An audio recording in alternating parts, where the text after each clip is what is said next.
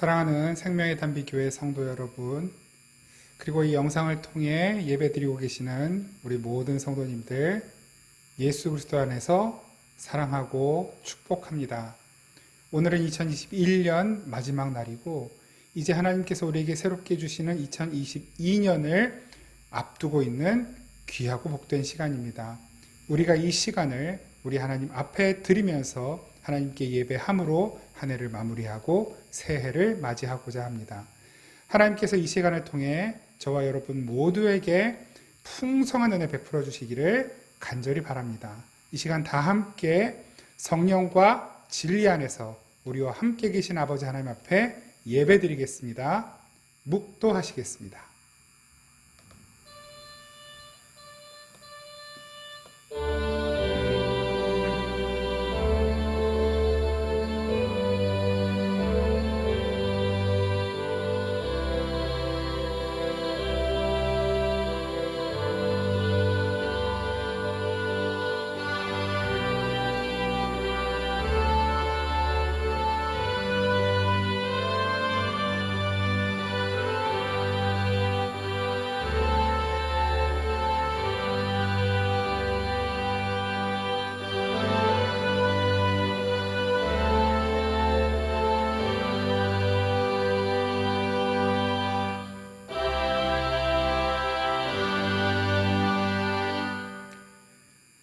너희는 이전 일을 기억하지 말며 옛날 일을 생각하지 말라.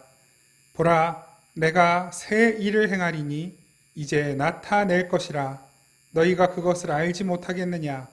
반드시 내가 광야의 길을 사막의 강을 내리니 장차 들짐승 곧 승냥이와 타조도 나를 존경할 것은 내가 광야의 물을 사막의 강들을 내어 내 백성 내가 택한 자에게 마시게 할 것임이라. 이 백성은 내가 나를 위하여 지었나니 나를 찬송하게 함이니라. 아멘. 살아계신 하나님 아버지 감사합니다. 2021년 한 해를 주님의 은혜 가운데 보내게 하신 것을 감사합니다. 또한 주님께서 허락하시는 2022년 새해를 은혜로 또한 기대함으로 맞이하며 주님께서 베풀어 주실 새 일을 기대하는 믿음 주시니 감사합니다. 이 시간 연말 연시를 주님의 은혜 가운데 예배하며 주님께 드리기를 원하오니 우리의 예배를 기쁘게 받아 주시옵소서. 예수 그리스도의 이름으로 기원하옵나이다. 아멘.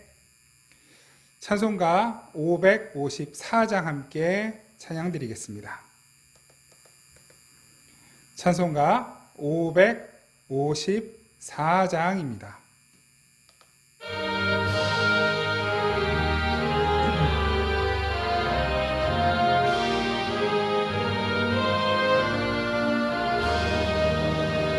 종소리 크게 울려라. 저 묵은 해가 가는데 옛 것은 울려보내고 새 것을 맞아 드리자. 시기와 분쟁 예생가 모두 다 울려보내고 순결한 삶과 새 마음을 다 함께 맞아 드리자. 그 흉한 질병 고통과 또 한이 없는 탐욕과 전쟁은 울려보내고 평화를 맞아 드리자.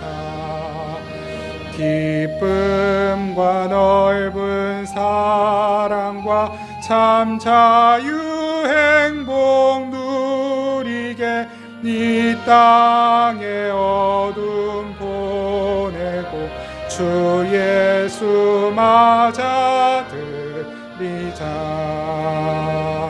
아멘.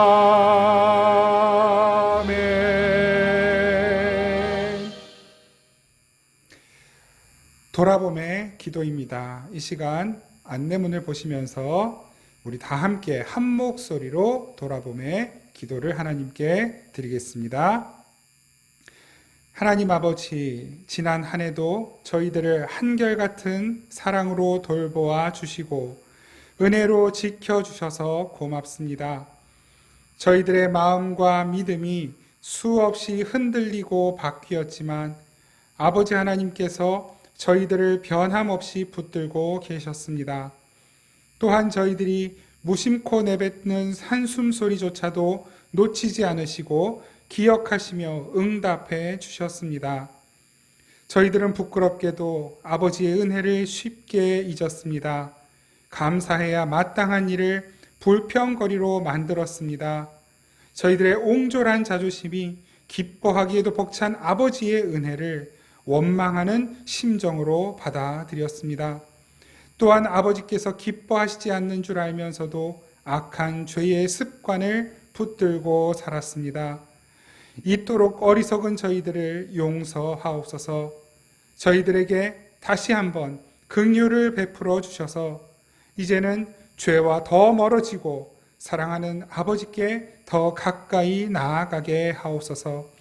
이제는 아버지의 마음을 시원케 해드리는 자녀로 살게 하옵소서. 사랑하는 우리 아버지의 성품과 뜻을 더욱 담게 하옵소서. 거룩하신 예수 그리스도의 이름으로 기도드립니다. 아멘. 사도신경으로 우리 신앙을 고백드립니다. 나는 전능하신 아버지 하나님, 천지의 창조주를 믿습니다. 나는 그의 유일하신 아들 우리 주 예수 그리스도를 믿습니다. 그는 성령으로 잉태되어 동정녀 마리아에게서 나시고 본디오 빌라도에게 고난을 받아 십자가에 못 박혀 죽으시고 장사된 지 사흘 만에 죽은 자 가운데서 다시 살아나셨으며 하늘에 오르시어 전능하신 아버지 하나님 우편에 앉아 계시다가 거기로부터 살아있는 자와 죽은 자를 심판하러 오십니다. 나는 성령을 믿으며 거룩한 공교회와 성도의 교제와 죄를 용서받는 것과 몸의 부활과 영생을 믿습니다. 아멘. 다 함께 찬송가 552장 찬양 드리겠습니다. 찬송가 552장입니다.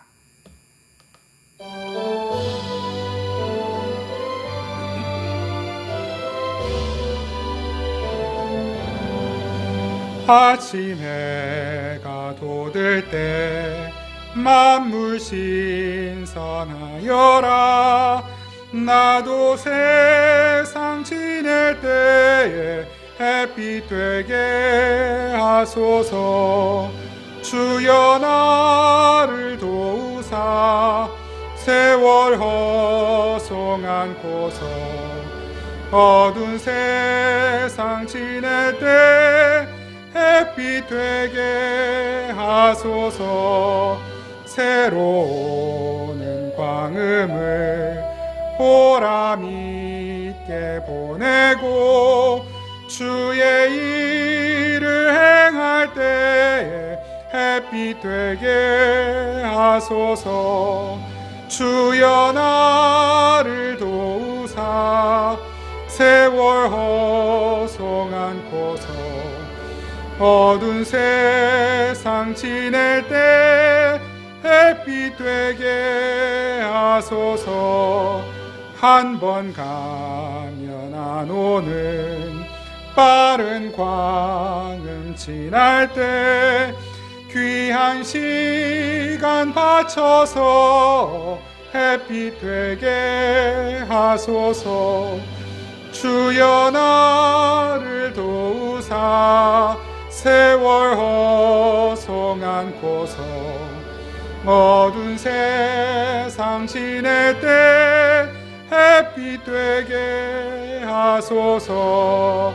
밤낮 주를 위하여 몸과 마음을 드리고 주의 사랑 나타내 햇빛 되게 하소서. 주여 나를 주사 세월 허송 않고서 어두운 세상 지낼 때 햇빛 되게 하소서. 아멘.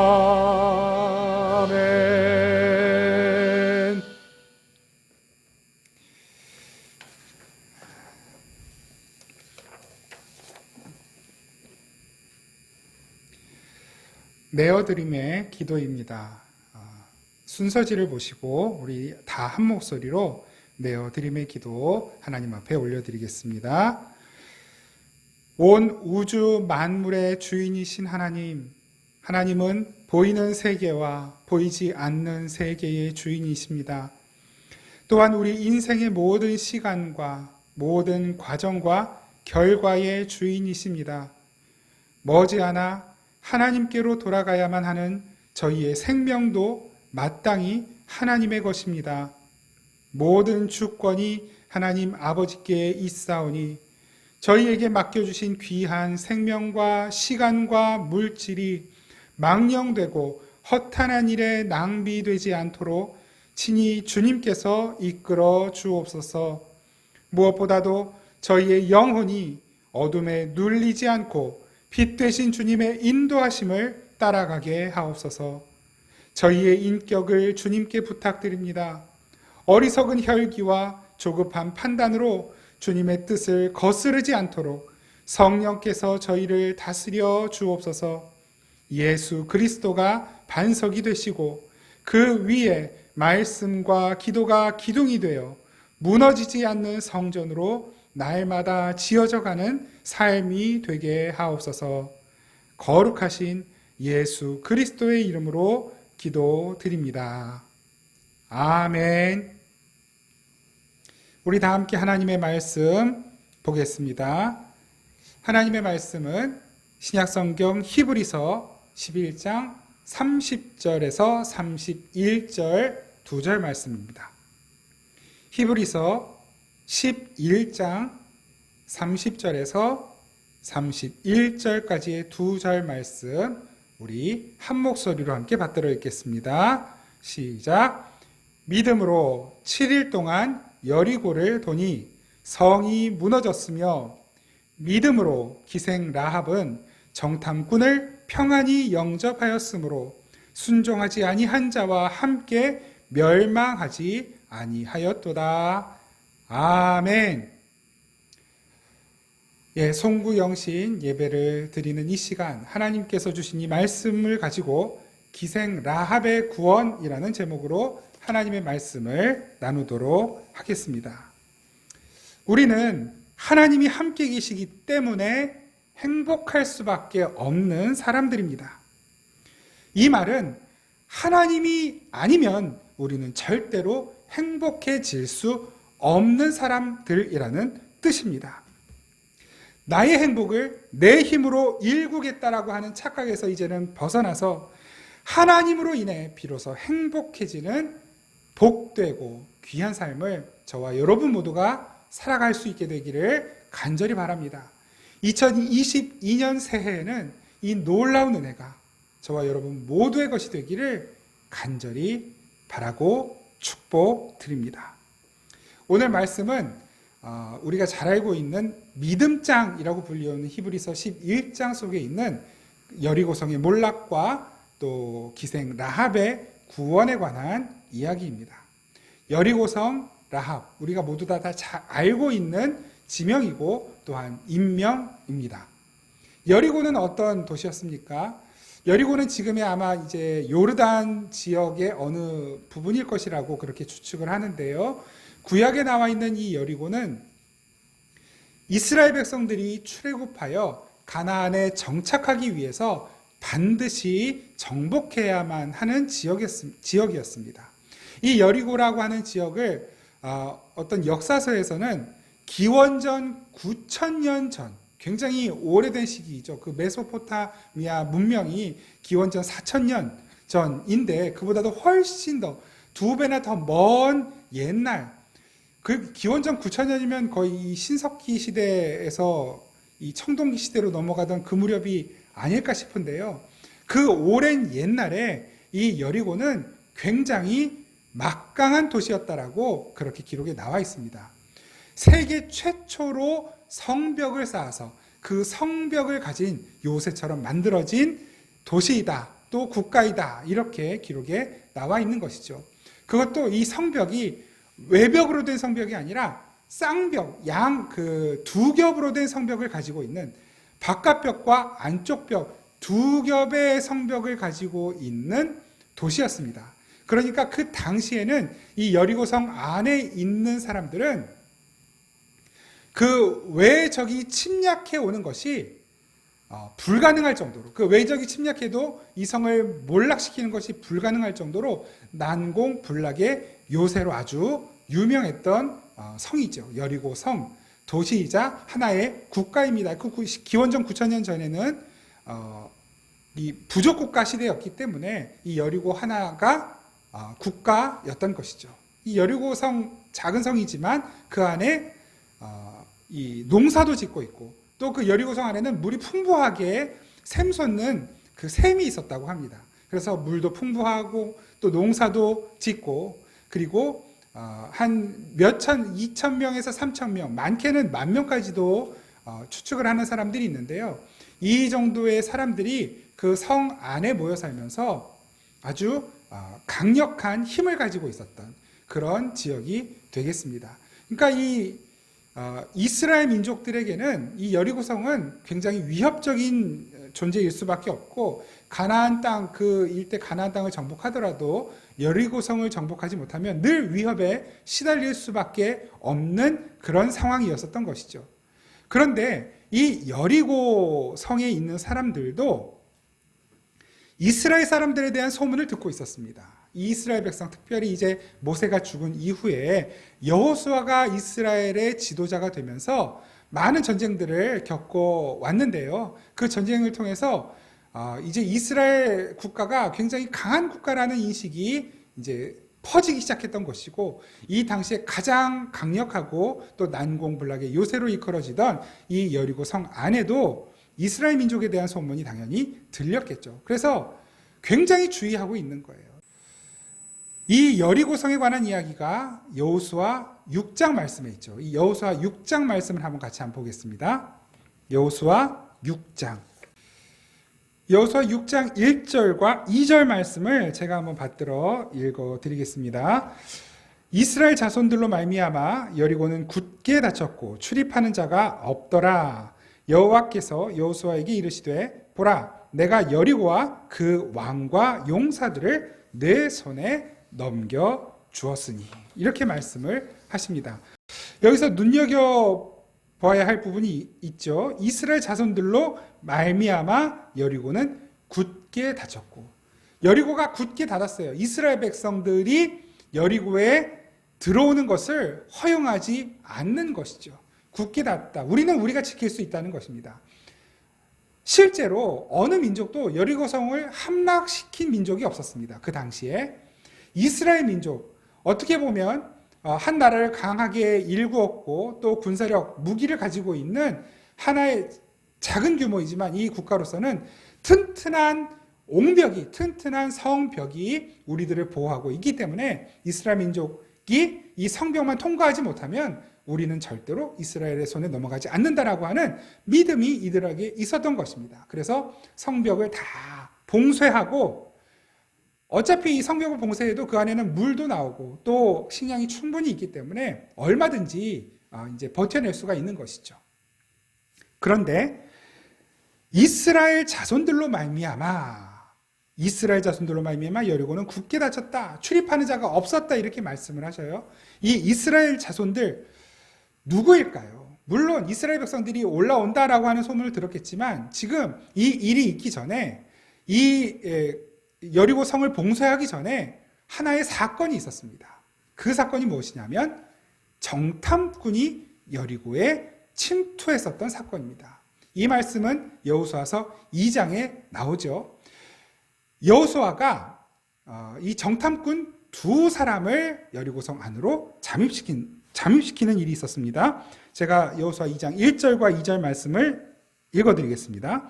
눈의 아들 여호수아가 시딤에서 두 사람을 정탐꾼으로 보내며 이르되 가서 그 땅과 여리고를 엿보라 하매 그들이 가서 라합이라 하는 기생의 집에 들어가 거기서 유숙하더니. 여리고에 여호수아가 두 사람의 정탐꾼을 보냅니다. 그런데 이 두 사람의 정탐꾼이 가서 한 일이 뭐냐면 기생 라합의 집에 들어간 것이었어요.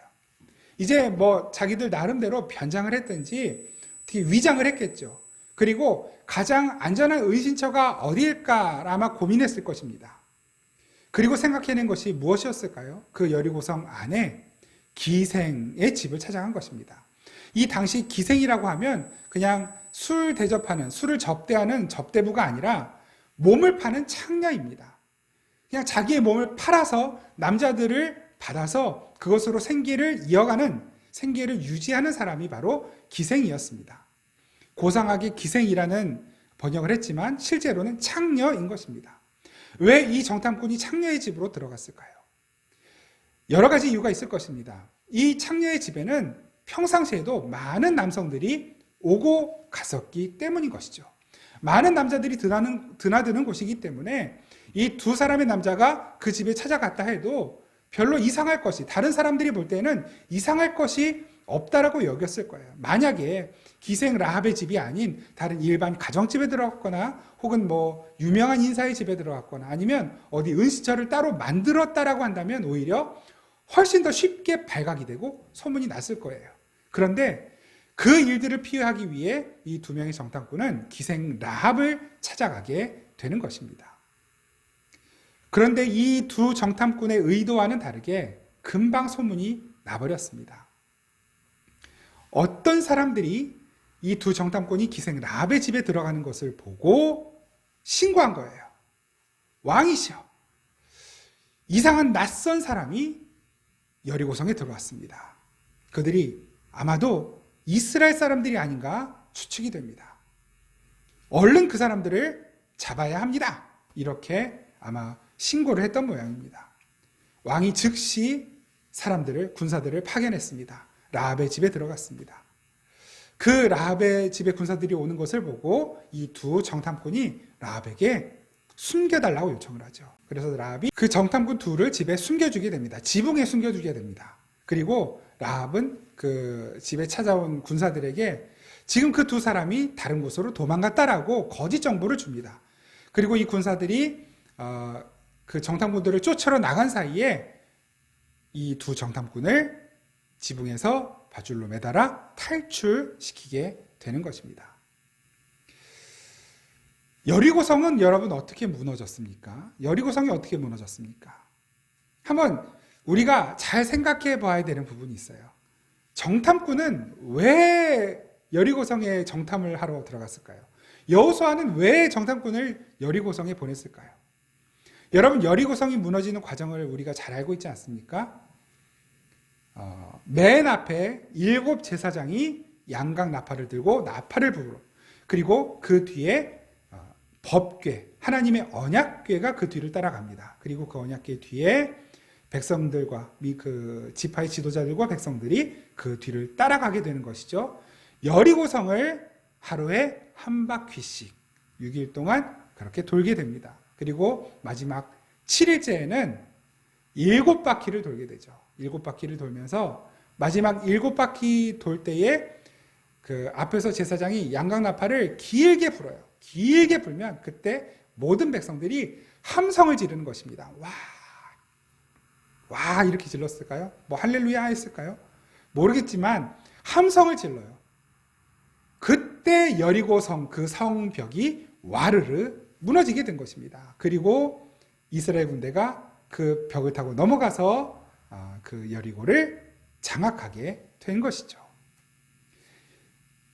성경 말씀에는 칼로 그 모든 백성들을 쳐 죽였다 이렇게 되어 있습니다. 어차피 성벽은 바깥에서 돌면 무너지게 되어 있었어요. 다시 말해서 여리고성은 이스라엘 백성들이 작전을 잘 짜서 이 군사들이 작전을 잘 짜서 여리고성을 함락시킨 것이 아니라 하나님의 그냥 말씀대로 여리고성 바깥을 뱅뱅 돌았더니 그냥 저절로 무너진 거예요. 다시 말해서 하나님께서 여리고성을 무너뜨리신 것입니다. 정탐꾼이 뭐하러 갔을까요? 가서 한 일이 뭡니까? 그 두 명의 정탐꾼이 가서 한 일이라고는 가서 무슨 무기의 수량을 파악하거나 성의 규모를 파악하거나 이런 게 아니에요. 가서 라합의 집에 숨었다가 탈출해서 나온 거 말고는 없어요. 라합 만난 거 말고는 없는 것입니다. 우리는 여기서 굉장히 중요한 사실 한 가지를 알게 됩니다. 오늘 본문 말씀을 다시 한번 보시기 바랍니다. 히브리서 11장 말씀입니다. 히브리서 11장 30절, 31절 다시 한번 읽어보겠습니다. 시작. 믿음으로 7일 동안 여리고를 도니 성이 무너졌으며 믿음으로 기생 라합은 정탐꾼을 평안히 영접하였으므로 순종하지 아니한 자와 함께 멸망하지 아니하였도다. 아멘. 하나님이 왜 정탐꾼을 보내셨을까요? 정탐꾼은 라합을 만나기 위해 간 것 아니겠습니까? 그거 말고는 한 일이 없어요. 우리가 주목해 보는 것이 바로 이것입니다. 라합이라는 사람이 누구인가? 라합은 기생이에요. 선한 것이 없는 사람입니다. 창녀예요. 열심히 자기 몸을 던져서 그냥 자기 몸을 던져서 먹고 살 수밖에 없는 사람. 혹 그것이 그냥 단순히 생계 유지를 위한 것이든 아니면 돈을 많이 벌어서 그것으로 자기가 원하는 행복을 찾기 위함이었든 라합은 자기 몸을 팔아서 자기 몸을 던져서 자기 힘으로 먹고 살아야 할 수밖에 없는 사람이었고 자기 힘으로 행복을 찾으려 했던 사람인 것입니다. 이것이 우리들의 모습이죠. 이것이 세상 사람들의 모습인 것입니다. 내 힘으로, 내 실력으로 내 몸을 던져서 먹고 살아야 하고 내 몸을 던져서 내가 원하는 행복을 찾겠다고 몸부림치며 살아가는 이 시대의 모든 사람들, 세상의 모든 사람들이 바로 이 라합인 것입니다. 이 라합의 모습을 보면서 우리는 똑같은 창녀였던 고멜의 모습을 생각하게 됩니다. 자기의 행복, 자기의 만족을 위해 많은 남자들을 찾아다니며 자기의 유익을 추구했던, 행복을 추구했던 바로 그 사람. 여러분, 창녀라는 직업이 사실은 입에 올리기도 굉장히 불편하고 거북한 그런 직업입니다. 그런데 성경에서는 그 창녀들을 하나님께서 찾아가시고 만나주시는 일들이 굉장히 빈번히 일어납니다. 예수님도 사마리아 여인을 찾아가시죠. 사마리아 여인이 창녀이다, 기생이다라는 표현은 없지만 그가 많은 남자들을 만났고 자기의 유익, 자기의 만족을 위해 자기의 몸을 던져 살았던 사람이라는 사실에는 의심의 여지가 없는 것 아닙니까? 그런 여인을 예수님이 찾아가셔서 구원해 내십니다.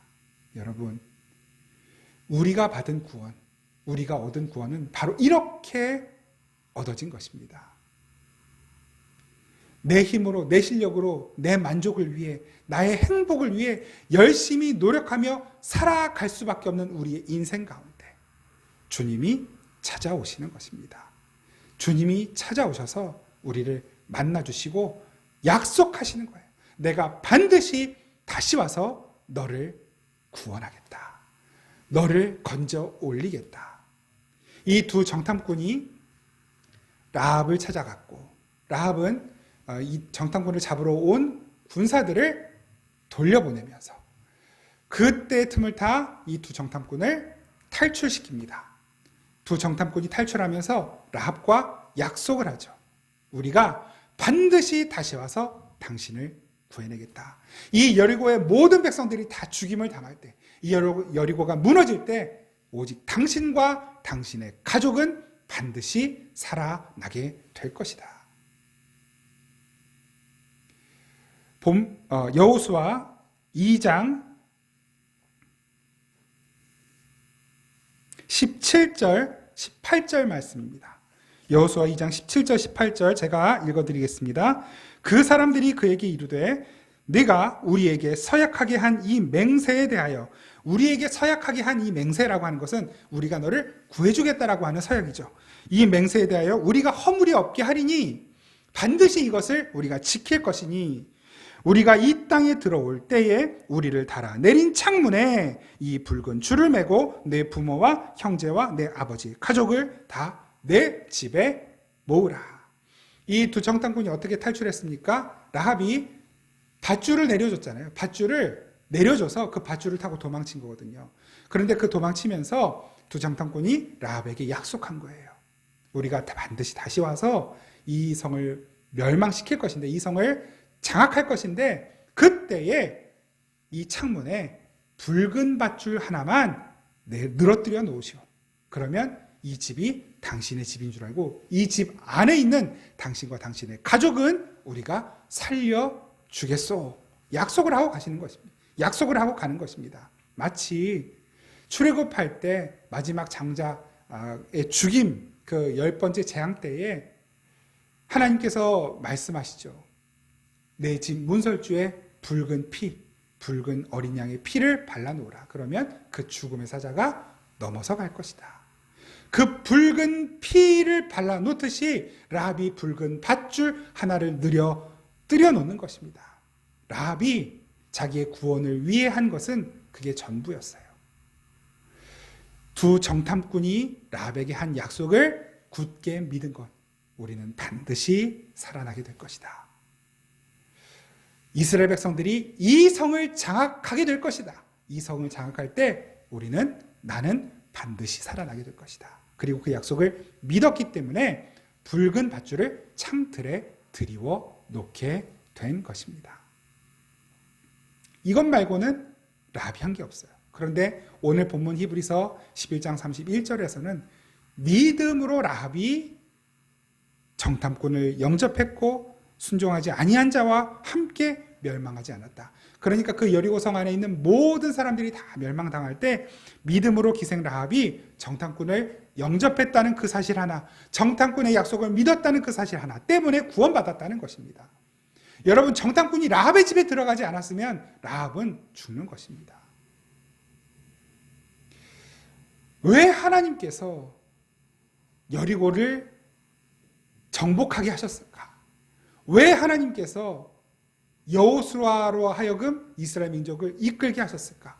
왜 하나님께서 모세의 뒤를 이을 후계자로 여호수아를 세우셨을까? 왜 하나님은 여호수아, 그 예수라는 이름, 구원이라는 이름을 가진 여호수아를 통해 여리고를 무너뜨리게 하셨을까? 왜 하나님은 그 이스라엘 백성들을 애굽에서 인도해 내셨을까?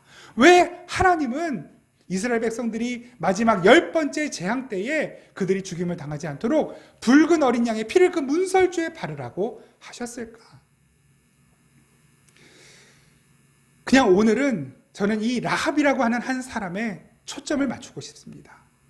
이 모든 것이 바로 이 한 사람, 라합을 구원하기 위한 하나님의 큰 그림이었다. 이 라합 한 사람을 구원해내기 위해 하나님께서 그리신 큰 그림, 이걸 조금 더 확장시켜도 됩니다.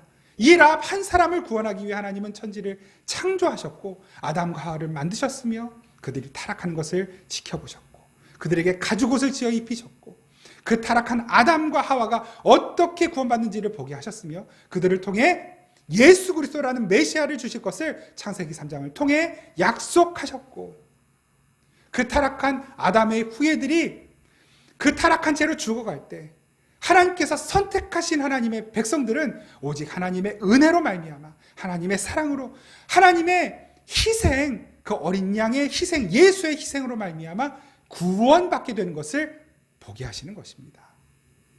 이 라합 한 사람, 그 붉은 밧줄 하나, 그 붉은 밧줄 하나 의지한 것, 그 밧줄 하나 붙든 것 때문에 라합은 여리고 모든 이들이 다 멸망당하고 죽을 때 그 라합 한 사람, 그 라합과 그의 가족만 살아나게 되는 것입니다. 라합은 창녀였습니다. 모든 사람들이 얼마든지 짓밟고 싶을 때 짓밟을 수 있는 사람, 아마 여인들에게는 가장 미움받는 나쁜 여인으로 취급받았을 거예요. 남자 홀리는, 내 남편 홀려서 데려가는 그런 여인 취급을 받았겠죠. 남자들에게는 어떤 사람이었겠습니까? 조롱거리였을 거예요. 쉬운 여자, 몸 파는 여자, 언제든지 남자들이 웃음거리로, 우스갯거리로, 놀이개감으로 삼았을 그 가련하고 불쌍한 그 라합, 무슨 삶의 소망이 있었겠습니까? 무엇이 라합의 구원이었을까요?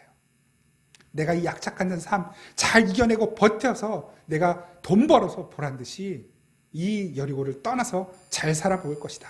그런 소망을 가졌을까요? 모르겠습니다. 모르겠어요. 그러나 성경에서는 분명히 라합의 구원이 무엇인지를 보여주고 계십니다. 라합의 구원은 많은 남자들을 이 악물고 잘 참아내서 돈을 벌어서 그 돈으로 행복을 찾는 것이 라합의 구원이 아니었습니다. 창녀의 생활에서 벗어나는 것이 라합의 구원이 아니었습니다. 라합의 구원은 정탐꾼이 찾아간 것이었어요. 그 두 정탐꾼, 그들이 파송을 받았을 때는, 그 여리고성으로 파견되었을 때는 어떤 목적이 있었는지 모르겠어요. 그 성의 그 동태를 잘 살피고 오라는 어떤 그런 명령을 받았겠죠. 그러나 그 명령을 수행하기도 전에 발각되고 도망치기에 급급했던 그런 상황이었지만, 그러나 여러분, 그 상황이 모두가 다 그 라합 한 사람, 여리고성 안에 아무도 하나님께 관심 없고, 아무도 하나님의 약속에 관심이 없고, 아무도 하나님을 받아들이지 않는 그 견고한 성 안에 단 한 사람, 정탐꾼이 찾아간 그 한 사람, 바로 그가 라합이었고, 바로 그 라합 한 사람만이 여리고성이 다 무너질 때 구원받았던 것입니다. 여러분, 이것이 우리의 삶이에요. 우리의 삶에 우연은 없습니다. 라합은 어떻게 보면 자기의 생활 터전을 빼앗긴 것이죠. 자기 나라를 잃어버린 것입니다. 그러나 여러분, 그 라합은 자기의 나라를 잃어버렸고, 자기의 삶의 터전을 잃어버렸고, 자기의 직업을 잃어버렸을지 모르지만, 그러나 이스라엘이라고 하는 하나님의 백성이라고 하는 새 나라, 새 민족, 새 동포를 얻게 되었습니다. 2022년이 저와 여러분들에게 그러한 한 해가 될 수 있기를 간절히 바랍니다. 내 힘으로, 내 실력으로 나의 행복을 찾기 위해 내 소원이 성취되고 내 소원이 이루어지는 것이 행복한 한 해를 완성하는 비결이 아니라, 그것이 나의 구원을 이루는 비결이 아니라, 어쩌면 내 소원이 다 폐기되고, 어쩌면 내 직장을 잃는 일이 생길지도 모르고, 어쩌면 내 삶의 터전이 바뀔지도 모르고, 어쩌면 내가 생각한 것보다 더 힘들고 어렵게 하는 일들이 나에게 찾아올지 모르지만, 여러분, 그렇다 하더라도 그 모든 일들이 나를 구원하시기 위한, 나의 구원을 완성시키시려는 하나님의 찾아오심이고 예수 그리스도의 찾아오심이라는 것을 의심하지 마시기 바랍니다. 혹 내가 원하는 것보다 일들이 더 잘 되고, 내가 생각한 것보다 상황들이 더 잘 열릴 때에 그것으로 인하여 자만하거나, 하나님이 나만 남들보다 더 특별히 사랑하시고 나에게만 복이 주어지나 보다라고 교만해지지 마시기 바랍니다. 그렇게 나의 일들이 잘 되어갈 때 이 상황들을 통해 내가 하나님을 위해, 또한 내가 이웃을 섬기기 위해 할 수 있는 일이 무엇인가를 잘 찾아보시기를 바랍니다. 그 자리에 하나님의 뜻이 있고, 하나님의 영광이 있고, 하나님의 구원의 역사가 나타나게 될 것입니다. 내 뜻대로 안 돼도, 내가 뜻한 것보다 더 잘 되어도 하나님은 나를 향한 변함없는 열심과 변함없는 사랑으로 나를 이끌고 가십니다.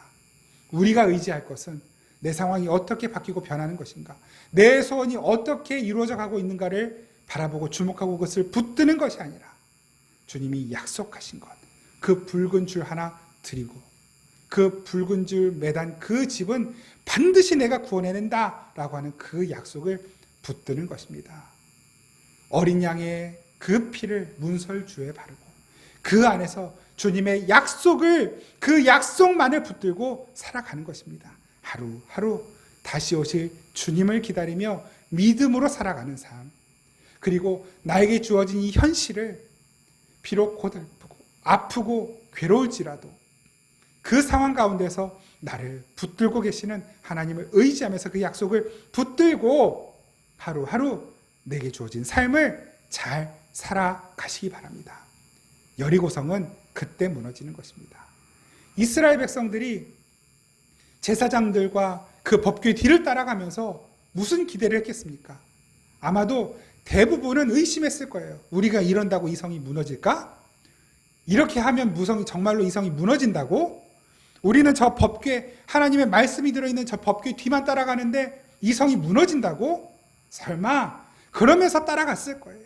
그런데 7일째 정말로 그 성이 무너지는 것을 목격하는 것입니다.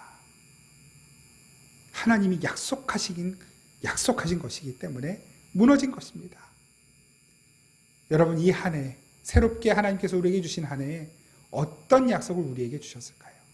이 일은 잘 될 것이고 이 일은 하지 말고 올 한 해에는 무엇을 하고 무엇을 하지 말고 이런 약속을 하셨을까요? 아닙니다. 이 한 해에도 주님께서 우리에게 주신 약속은 이것입니다.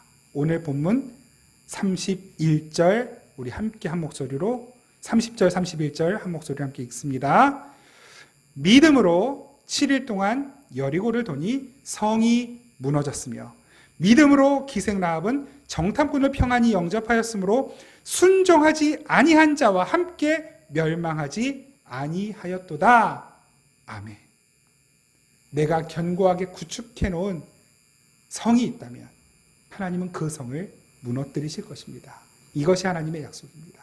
그러나 그 성이 무너짐으로 인하여 우리는 여호와의 성읍을 얻을 것입니다. 하나님의 성읍을 얻을 것입니다.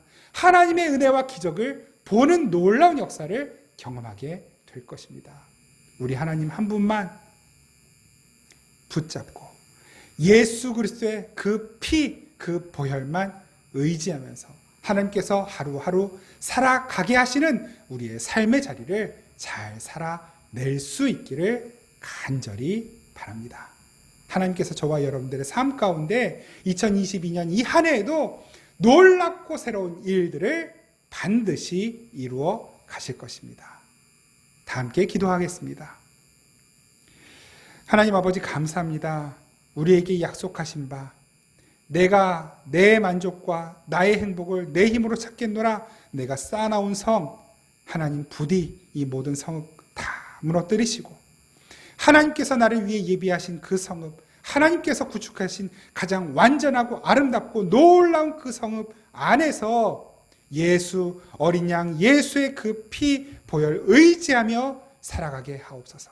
하나님께서 우리에게 하루하루 살아가게 하시는 그 삶의 자리를 믿음으로 받아들이고 겸손하게 순종하는 마음으로 성실하게 살아내는 2022년 한 해가 되게 하시고, 그렇게 우리가 주님께서 허락하신 삶을 살아갈 때에 하나님 허락하시는 놀랍고 풍성한 은혜를 경험하는 한 해 1년 내내 365일 될 수 있도록 복을 내려 주옵소서. 우리에게 그 믿음을 더하여 주시옵소서.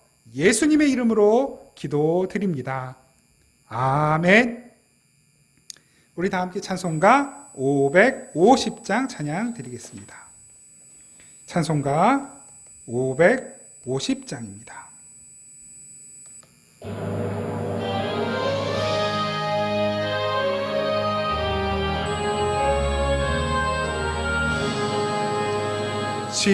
시온의 영광이 빛나는 아침, 어둡던 이 땅이 밝아오네. 슬픔과 애통이 기쁨이 되니 시온의 영광이 비춰오네. 시온의 영광이 빛나는 아침, 매였던 종들이 돌아오네. 오래전 선지자 꿈꾸던 복을 만민이 다 같이 누리겠네. 보아라 광야에 화초가 피고 말라 말랐던 시냇물 흘러오네. 이 산과 저 산이 마주쳐 울려 주 예수 은총을 찬송하네. 땅들아 바다야 많은 섬들아 찬양을 주님께 드리어라. 싸움과 죄악이 가득한 땅에 찬송이 하늘에 사무치네. 아멘. 기도하겠습니다. 우리 주 예수 그리스도의 은혜와 우리 아버지 하나님의 크고 놀라우신 사랑과 성령님의 교통하시고 함께하시고 보호하시고 인도하시고 지키시는 은혜가 2021년 한 해를 감사함으로 떠나보내고 2022년 새해를 기대함으로 맞이하는, 하나님을 신뢰하고 하나님의 약속만 붙들고 가겠노라 다짐하며 새해를 시작하는 생명의 단비교회 모든 성도들과 이 땅의 모든 교회와 성도들 가운데 이 나라와 민족 위에 항상 함께 계시기를 간절히 축원하옵나이다. 아멘.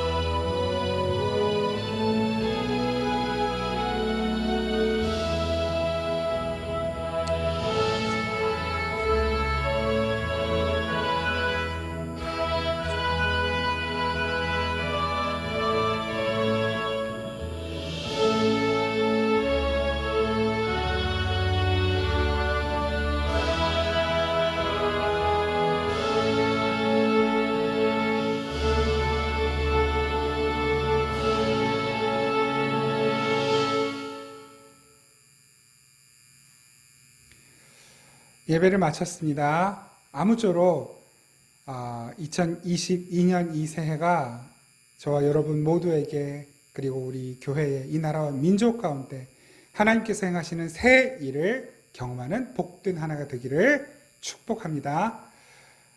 새해 광고 또 1년 한 해의 여러 가지 일들에 관해서는 주일날 예배와 광고를 통해 그리고 별지를 통해 따로 여러분들에게 안내해 드리도록 하겠습니다. 오늘 신년 예배는 이렇게 온라인으로 드렸지만 주일 1월 2일 주일 예배는 현장에서 함께 드립니다. 이 자리에서 예배 드린다는 사실 꼭 기억하시고 예배에 나오시기 바랍니다. 여러분 고맙습니다. 새해 인사드리고 마치겠습니다. 여러분 새해 복 많이 받으세요.